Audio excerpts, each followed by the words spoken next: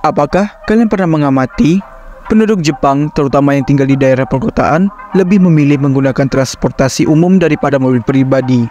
Padahal, Jepang sendiri terkenal dengan banyak negara yang melahirkan banyak brand mobil terkenal seperti Toyota, Mitsubishi, Daihatsu, Honda, dan lain sebagainya. Dan fenomena itu ternyata berhubungan dengan sejumlah regulasi yang ditetapkan pemerintah Jepang saat warganya hendak membeli mobil. Dan karena dinilai cukup rumit, maka orang-orang Jepang akhirnya memilih untuk tidak membeli mobil pribadi. Berikut ini adalah beberapa alasan di balik jarangnya orang Jepang yang membeli mobil pribadi. Yang pertama, pemilik mobil wajib memiliki sertifikat lahan parkir. Orang Jepang harus memiliki lahan parkir terlebih dahulu sebelum membeli mobil. Lahan parkir tersebut harus memiliki panjang dan lebar yang pas dengan mobil yang hendak dibeli. Dan apakah kalian tahu? Lahan parkir tersebut tidak selalu berada di tempat tinggal.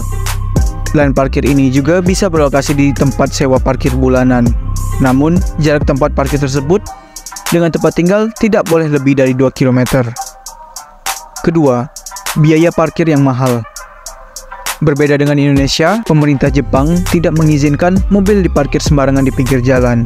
Oleh sebab itu, orang Jepang harus menggunakan tempat parkir berbayar. Dan tarif parkirnya juga tidak main-main. Bisa mencapai 100 yen atau 11.500 per 15 hingga 30 menit. Dan tarif akan jauh lebih mahal di daerah perkotaan, tempat wisata, restoran, atau fasilitas perbelanjaan, yakni sebesar 1.000 yen atau sekitar 115.000 per jam. 3. Biaya perawatan yang mahal.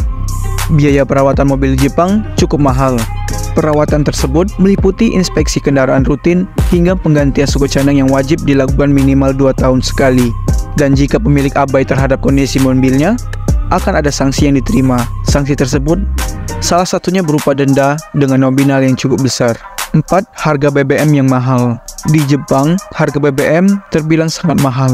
Per liternya bisa mencapai 173,6 yen atau sekitar 18.238 rupiah.